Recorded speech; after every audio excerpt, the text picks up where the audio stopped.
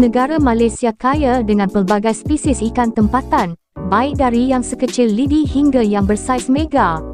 Walaupun ada hampir 600 spesies ikan air tawar yang asli di Malaysia, namun masih ramai rakyat Malaysia yang tak tahu tentang ikan di negara sendiri. Assalamualaikum dan salam sejahtera. Nama saya Cik Siti Sepat. Di video ini, Siti ingin kongsikan tentang salah satu ikan tempatan, iaitu ikan bilis sungai.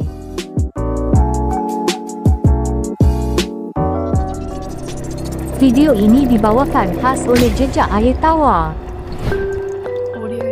Kita sedia maklum, ikan air tawar yang paling banyak di Malaysia dan kebanyakan negara sekitar Asia adalah dari keluarga Cyprinidae, seperti beberapa jenis barb, seluang dan juga karp. Tapi pasti ramai yang tak tahu bahawa selain di laut, sebenarnya wujud spesies ikan bilis air tawar, ia memang hidup sepenuhnya di air tawar dan boleh ditemui jauh sehingga ke hulu sungai utama. Dan ia bukan ikan seluang tau, ia memang sejenis ikan bilis, dan ia juga bukan dari keluarga Cyprinidae seperti seluang. Ciri-cirinya berbeza berbanding ikan dari keluarga Cyprinidae, kerana ia berasal dari susur galur clapperforms, iaitu susur galur bagi ikan bilis, sardin, tamban dan juga terubuk. Cuma ia berada di bawah keluarga yang berbeza. Ikan bilis laut berada di dalam keluarga Ingraulidae, ikan sardin berada di dalam keluarga Clapperdae, ikan tamban dan terubuk berada di dalam keluarga Dorosomartidae, manakala ikan bilis sungai pula berada di dalam keluarga Echiravidae. Di dalam keluarga ini, ikan bilis sungai berada di bawah genus Clapectis. Ada dua spesies yang wujud di Malaysia, iaitu Clapectis paracensis dan Clapectis aersarnensis. Namun, kajian terhadap kedua-dua spesies ini masih dilakukan lagi ketika ini. Jadi, akan datang mungkin akan ada penemuan spesies lain di Malaysia, atau mungkin memang hanya ada dua spesies ini saja di Malaysia. Oleh itu, mari kita ketahui dulu serba sedikit tentang kedua-dua spesies ini. Clapectis paracensis, secara global ia dikenali sebagai Perak River Sprat. Nama saintifiknya juga diletakkan mengikut lokalitinya, iaitu Sungai Perak. Namun bukan bermakna ia hanya wujud di Sungai Perak, ia turut boleh ditemui di sungai lain sekitar Malaysia dan Indonesia. Selain di sungai utama, ia juga boleh ditemui di sungai-sungai kecil dan juga kawasan berpaya. Dari pemerhatian terhadap spesimen yang pihak Jejak Air Tawar pernah perolehi di Sungai Perak, warna badan spesies ini kelihatan agak kehijauan sedikit. Namun warna tidak boleh dijadikan rujukan utama, kerana warnanya mungkin akan berbeza sedikit di kawasan lain akibat dipengaruhi keadaan sungai. Diet utamanya ialah plankton dan serangga kecil. Mengikut data, spesies ini hanya boleh membesar sehingga 1.5 inci saja. Clapectis aersarnensis, secara global ia dikenali sebagai Thai River Sprat. Walaupun namanya diberikan berdasarkan lokalitinya iaitu Thailand, tapi ia turut wujud di Malaysia. Yang diketahui setakat ini, di Malaysia ia selalu ditemui di sekitar negeri-negeri pantai timur, terutamanya negeri Pahang. Ia boleh ditemui di sungai-sungai utama dan turut ada ditemui di kawasan empangan besar. Warnanya pula kelihatan lebih kekuningan berbanding Clapectis paracensis, namun mungkin akan kelihatan berbeza di lokasi tertentu akibat dipengaruhi keadaan sungai. Diet utamanya ialah plankton dan kutu air. Mengikut data, ia boleh membesar sehingga hampir 3 inci. Sukar untuk membezakan kedua-dua spesies jika dilihat secara kasar, kerana saiznya yang kecil, bentuk yang mirip dan warnanya juga mungkin akan kelihatan sama. Tapi jika diteliti dengan lebih dekat, bilangan tulang sirip dorsal kedua-duanya berbeza.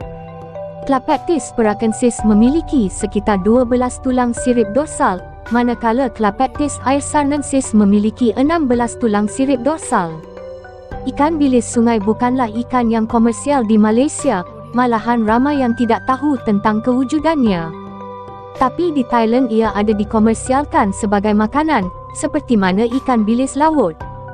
Tidak pasti sama ada di Thailand ia ada diternak ataupun tidak, kerana kita sedia maklum bahawa negara tersebut sudah jauh ke depan berbanding Malaysia dalam usaha penternakan dan pemeliharaan ikan tempatan negara mereka. Dari pengalaman pihak jejak air tawar sendiri, ikan bilis sungai bukanlah ikan yang mudah dibela. Ia agak sensitif dan lemah apabila dimasukkan ke dalam tank, walaupun parameter air mengikut keadaan air sungai di habitat asalnya. Tambahan lagi, ia bukanlah ikan yang boleh diberikan makanan jenis pellet kerana ia lebih cenderung untuk memakan hidupan kecil seperti plankton. Tapi jika ada yang ingin cuba membelanya, Siti cuba berikan rujukan berdasarkan cara kehidupannya dan juga habitat asalnya. Tapi ini sekadar rujukan saja tau, kerana kurang orang yang pernah memelihara ikan ini dan tiada sebarang maklumat tentang cara membelanya. Saiz tank yang bersesuaian ialah 2 kaki ke atas dan perlu dibela secara berkumpulan sekurang-kurangnya 10 ekor ke atas. Jika perlu, boleh meletakkan sebarang prop yang meniru suasana habitat asalnya seperti pasir, tumbuhan, batu atau kayu. Jangan campurkannya dengan spesies ikan lain yang agresif atau lebih besar kerana berisiko ia akan sering diganggu atau akan menjadi mangsa. Makanan yang sesuai diberikan adalah makanan hidup, seperti kutu air atau serangga kecil. Jika korang ingin mencuba makanan lain yang lebih mudah didapati, mungkin korang boleh cuba berikan cacing yang halus, atau mungkin boleh cuba untuk mengajar ia memakan pellet halus yang sesuai dengan dietnya. Suhu air yang bersesuaian ialah di antara 20 darjah Celsius hingga 28 darjah Celsius. Kadar pH yang bersesuaian ialah 6.0 hingga 8.0. Ingat tahu, ini sekadar rujukan saja. Jika ada yang bakal membelanya, Siti ucapkan good luck. Itu saja yang Siti dapat kongsikan tentang ikan bilis sungai. Dengan keadaan sungai yang semakin rosak atau tercemar, ditambah pula dengan kemunculan ikan pendatang yang semakin banyak membiak dalam perairan negara kita sekarang ini, Siti amat berharap ikan bilis sungai mampu bertahan dan terus kekal wujud di negara kita. Dan Siti juga berharap akan ada pihak yang mampu mengusahakan penternakan ikan bilis sungai dan juga apa saja spesies ikan tempatan, sedikit sebanyak boleh memastikan ia terus wujud dan boleh memelihara semula populasi ikan tempatan yang semakin berkurangan. Sekian, dari Cik Siti Sepat. Assalamualaikum dan salam sejahtera.